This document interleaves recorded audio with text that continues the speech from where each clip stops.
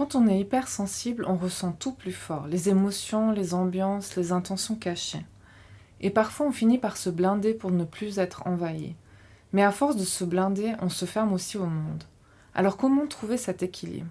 Dans cet épisode, tu vas comprendre pourquoi se protéger est essentiel, comment ne pas basculer dans la fermeture, et comment ça peut changer ta relation aux autres et même ton chemin de vie.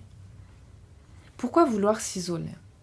Quand tu ressens tout, tu peux avoir l'impression d'être une vraie éponge. Les mots, les tensions, les émotions non dites, tout passe par toi, tout reste en toi. Alors par réflexe, tu construis une carapace pour ne plus sentir. Sur le moment, ça rassure, tu respires enfin. Mais à force, cette carapace te coupe aussi de toi-même. Tes émotions s'accumulent, ta créativité s'étouffe, tu deviens comme figé, et autour de toi, ça se sent. Les autres n'arrivent plus à te rejoindre vraiment. Dans la durée, ça peut te priver de vraies relations, d'opportunités, ou même t'empêcher d'utiliser ta sensibilité pour aider d'autres personnes. Se protéger sans se fermer, c'est possible. Se protéger, ça ne veut pas dire rejeter le monde, c'est poser une limite claire mais souple. Comme une porte qu'on ouvre ou qu'on ferme quand on en a besoin. Quand tu fais ça, tu ne portes plus ce qui ne t'appartient pas. Tu restes ouvert à la vie sans te laisser envahir. Les autres le sentent. Ils savent jusqu'où ils peuvent aller.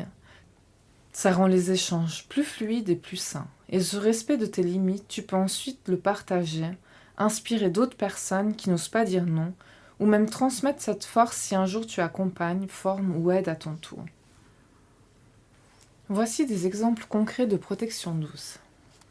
Tu peux te protéger sans te fermer grâce à des petits gestes simples.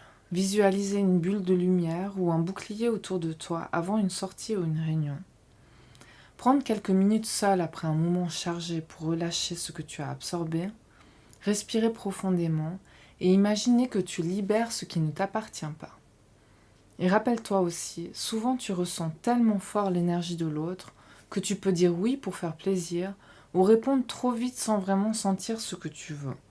Dans ces moments-là, donne-toi le droit de dire « je ne sais pas encore, je te répondrai plus tard ».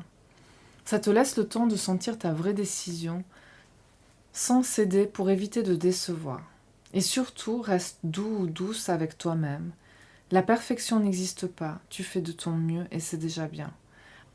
À force de te reconnaître et de voir ta sensibilité comme une belle force, tu verras que tout ça deviendra un avantage dans ta vie. Plus tu pratiques, plus tu restes ouvert sans te laisser déborder. Voici un petit exercice concret. Aujourd'hui, observe une situation où tu ressens que tu portes trop.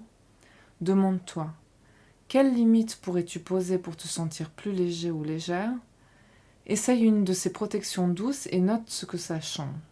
Si tu veux, partage en commentaire ce qui a le plus résonné pour toi. Si ce message t'a parlé, je t'ai préparé une checklist gratuite, les 7 signaux clés de l'hypersensibilité. Tu peux la télécharger juste sous cette vidéo. C'est une belle première étape pour poser des mots sur ce que tu ressens et retrouver de la clarté. Et si tu veux aller encore plus loin, j'ai créé un accompagnement guidé de 21 jours pour t'aider à poser tes limites, te protéger sans te fermer et transformer ta sensibilité en une vraie force dans ta vie ou dans ton métier. Le lien est aussi en description. Et si tu veux soutenir ce contenu, tu peux t'abonner à la chaîne, liker cette vidéo ou simplement me laisser un commentaire. Qu'est-ce qui a résonné pour toi aujourd'hui?